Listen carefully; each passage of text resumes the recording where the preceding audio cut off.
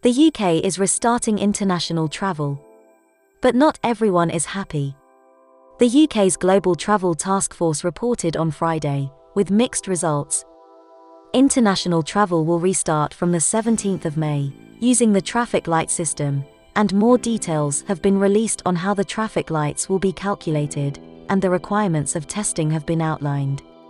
But straight away, the travel industry are unhappy, and many are saying that international travel will only be available to the rich. In this video, we discuss international travel restarting for the UK. We also discuss how it will work, and why the travel industry are criticizing the plans to open international travel. But first, we want to thank you for joining us. Find us on all the other social media channels, and don't forget to subscribe to our channel, and click that bell to get notified when we release a new video. We also appreciate your likes and comments below, as it helps to support our channel. This video is brought to you by IAM. We believe that travel improves and inspires you and the people around you. We help you travel by providing services which overcome barriers and frameworks that simplify and enrich your experience. We just happen to be immigration lawyers. So reach out to your IAM visa coordinator when you're ready for your adventure, or already on one, and would like some assistance.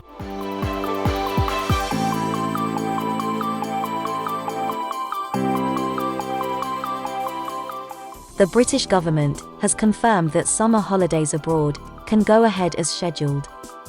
International travel could resume from the 17th of May at the earliest, in an accessible and affordable way, the government says, as it publishes its second Global Travel Taskforce report. The Global Travel Taskforce has published how international travel, including cruises, could resume from May 17th at the earliest.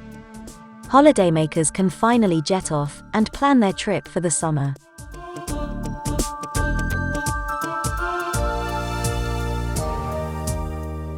From the 17th of May, it will no longer be illegal to leave the country, thus the need for a declaration to travel will end. The Global Travel Taskforce report is mainly about what happens when you come back into the UK.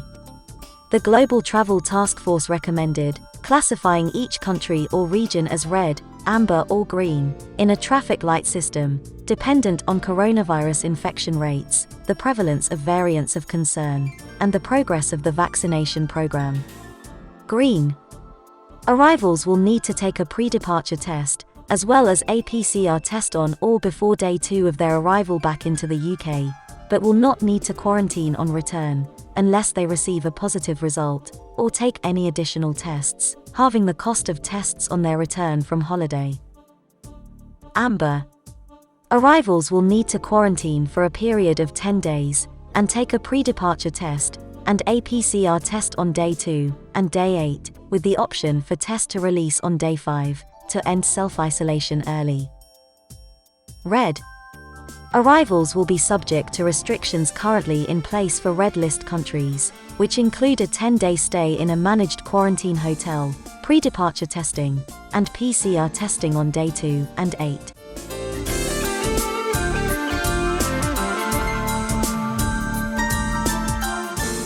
The British government will set out by early May which countries will fall into which category, as well as confirming whether international travel can resume from the 17th of May. Key factors in the assessment of the traffic light system will include the percentage of a country's population that have been vaccinated, the rate of infection, the prevalence of variants of concern, and the country's access to reliable scientific data and genomic sequencing. Countries that might want British holidaymakers, and may be on the green list, could include Gibraltar, Israel, Iceland, Malta, and the US. The list of green countries may change as vaccination rates increase, and the infection rates fall.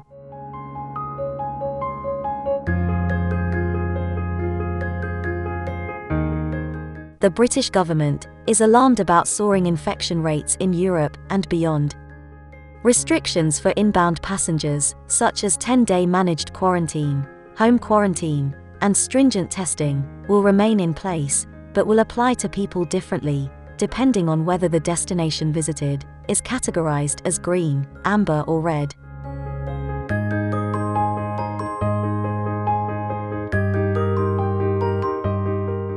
Airlines slammed the British government's plans for restarting international travel, saying that expensive testing requirements for trips to low-risk countries would mean that only wealthy people could take holidays abroad. EasyJet, Britain's biggest airline by passenger numbers, singled out the PCR testing requirement, the cost of which, it says, is higher than some of its fares, and called on the government to reassess its plan. The chief executive of Virgin Atlantic also criticized the proposals, stating that trips to low-risk countries should not involve expensive PCR tests for COVID-19, and the expensive PCR tests required for travel would put off some customers. What are your thoughts on this issue? Are you ready for your trip this summer? Talk to us in the comments section below. If you have plans to travel, check out the deals we have found in the description box below. If you need assistance with a visa to Europe, the UK, or the US, including help with securing your travel arrangements, IAM can help.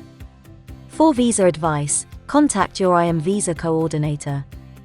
Don't forget to subscribe and hit that bell for more travel and visa updates.